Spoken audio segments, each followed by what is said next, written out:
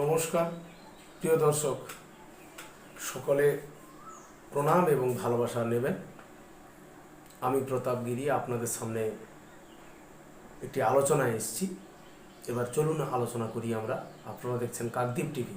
প্রিয় দর্শক, যে ক্রমবর্ধমান পরিস্থিতির মধ্য দিয়ে চলছে বাংলাদেশে, আমাদের প্রতিবেশী দেশ, তার বিষয়ে আমাদের প্রতিবেদন করতেই হচ্ছে।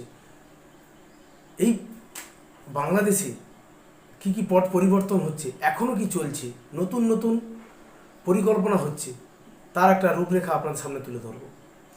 গত 5ই আগস্টের যে কোটা বিরোধী আন্দোলন হয়েছিল, সেই কোটা বিরোধী আন্দোলনের পরে বাংলাদেশে একটি সরকারের বদল ঘটে যায়, সরকারের পতন হয়। নির্বাচিত সরকারের প্রধানমন্ত্রী শেখ হাসিনা পদত্যাগ না করেই তাকে দেশ ছাড়তে বাধ্য করা হয়। তিনি বর্তমানে ভারতবর্ষে রয়েছেন। এখানে একটি সরকার প্রতিষ্ঠিত হয়, যে সরকারটি এক প্রকার অবৈধ এবং দখলদার। তার সরকারের প্রধান হচ্ছেন ডক্টর মোহাম্মদ ইউনূস।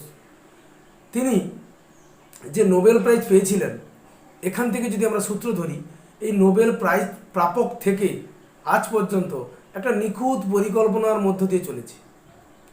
হাসিনাকে সরিয়ে দেওয়ার প্ল্যান কিন্তু অনেক দিন আগে থেকে হয়েছিল। তার জন্য হাসিনার বিকল্প হিসাবে কোনো সর্বজনগ্রাহ্য একটা নেতৃত্ব বা একজন নেতা, একজন ব্যক্তিত্বকে তুলে ধরার জন্য মোহাম্মদ ইউনূসকে নোবেল দেওয়া হয়েছিল বলেই কিন্তু মনে করছি।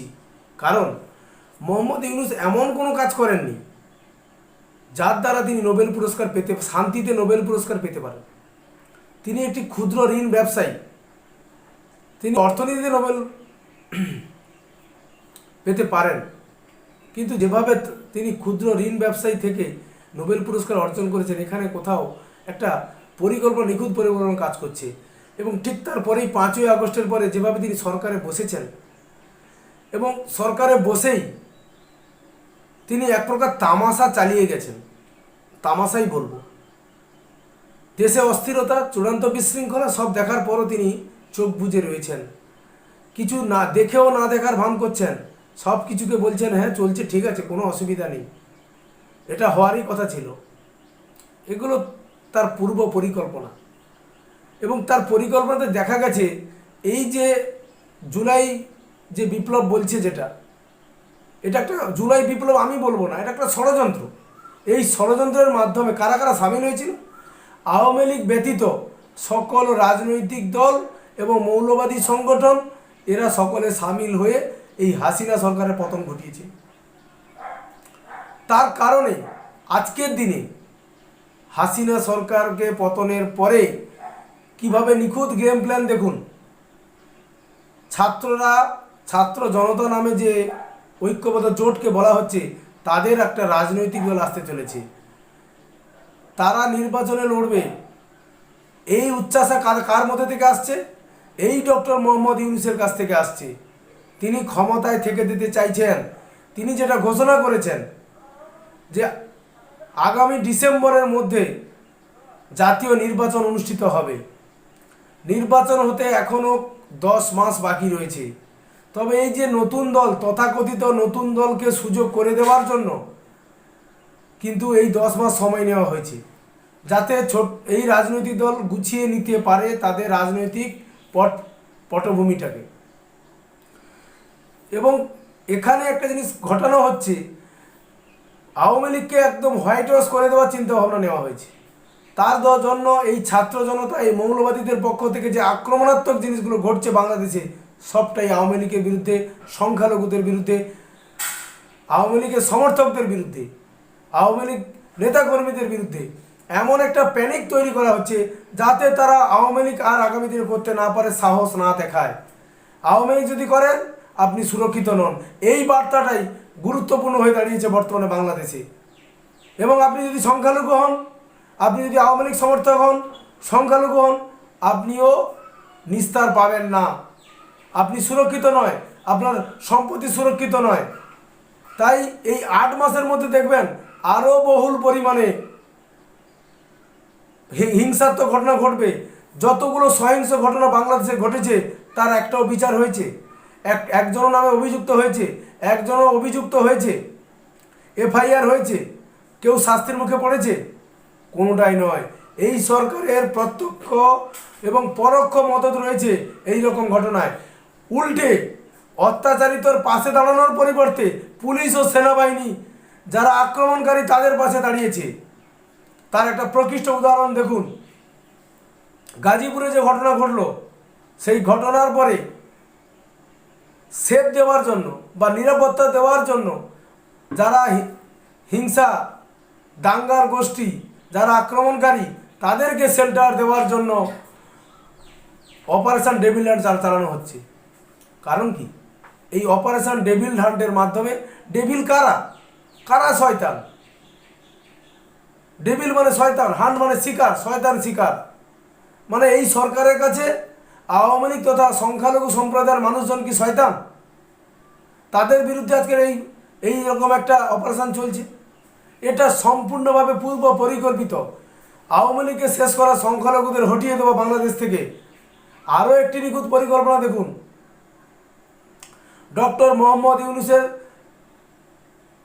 নির্দেশে একজন মহিলা উপদেষ্টা, যিনি বাংলাদেশে সবকটি মৌলবাদী সংগঠনের সঙ্গে বৈঠকে বসেছেন।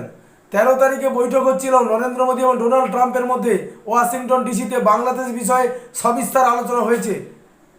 সেখানে দেশে চলছে মৌলবাদীদেরকে নিয়ে একটা মিটিং করছেন মহিলা উপদেষ্টা, সংঘবদ্ধ করছেন, নতুন দল আসবে। এখানেই একটা জিনিস, আরও একটা জিনিসে ভুল পা ফেলে দিয়েছে Bangladesh nationalist party, BNP. BNP এখন বুঝতে পারছে হাসিনা সরানোর পিছনে তাদের যে সমর্থন ছিল, তাদের যে ভূমিকা ছিল, এখন এই নতুন সরকার হাসিনাকে হটানোর পরে বিএনপিকে জায়গা দিতে নারাজ। তাই তারা বিকল্প পাল্টা দল হিসাবে ছাত্র জনতার নামে একটি কিংস পার্টি দল তৈরি করার চেষ্টা করছে। তার মাধ্যমে আওয়ামী লীগকে ক্ষমতা থেকে সরানো, বিএনপিকে সরানো, এরশাদের পার্টি, জাতীয় পার্টি এরশাদের, তাকেও সরিয়ে দেওয়া, জামাত, হিজবুত তাহরির এবং অন্যান্য মৌলবাদীদের সংগঠনকে নিয়ে এক ছাতার তলায় নিয়ে এসে যদি একটা রাজনৈতিক দল তৈরি করা যায়, সেক্ষেত্রে আওয়ামী লীগ এবং বিএনপিকে ক্ষমতার বাইরে রাখা যাবে। এটাই হচ্ছে বর্তমান বাংলাদেশের পরিকল্পনা। আর এই ইউনূস সাহেব সেই সলতেটি কিন্তু পাকাচ্ছেন। ভাবুন, যে জনপ্রিয়তা ইউনূসের ছিল, আজকের গত কয়েক মাসে, আগস্ট থেকে আজকে ফেব্রুয়ারি পর্যন্ত তার কিন্তু ভাটা পড়ে গেছে। তিনি কিন্তু আর সেই জায়গাতে কোনোভাবে জনপ্রিয় থাকতে পারেননি, বা তাকে সমর্থন আর মানুষ করছে না। তিনি যখন দেখলেন যে আমার জনসমর্থন ভিত্তি নড়ে গেছে, ক্ষমতা থেকে চলে যাওয়ার জায়গা তৈরি হচ্ছে, বিশ্ব জননেতারা তাকে সহযোগিতা করছে না, আগামীতে তাকে কিন্তু পলায়ন করতে হবে। সে রাস্তা কিন্তু তৈরি হচ্ছে। তিনি ভারতের বিরুদ্ধে যুদ্ধ জিগির চালাচ্ছিলেন, দেখলেন এটাতে সম্ভব হচ্ছে না। তিনি তখন নামলেন নতুন দল গঠনে, যার মাধ্যমে বিএনপি এবং আওয়ামী লীগকে সরিয়ে নতুন একটি দল প্রতিষ্ঠা করার, সেই দলকে ক্ষমতায় বসানোর, এবং সেখানে পূর্ব সমর্থন থাকবে সেনাবাহিনী এবং পুলিশের, রাষ্ট্রযন্ত্রের। কিন্তু এর আগেও তো বাংলাদেশে নতুন রাজনৈতিক দল এসেছে, তারা কি সফল হয়েছে?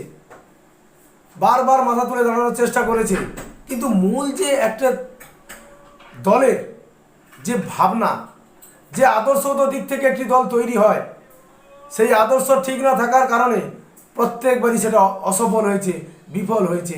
এবারেও কি তার ব্যতিক্রম হবে? না ছাত্র জনতার নামে যে দলটি তৈরি হচ্ছে তারাই ক্ষমতায় বসবে আগামী দিনে, সেটাই এখন দেখার। তবে আমার ব্যক্তিগত ধারণা থেকে বলছি, ইতিহাস ঘেটে যেটা দেখলাম,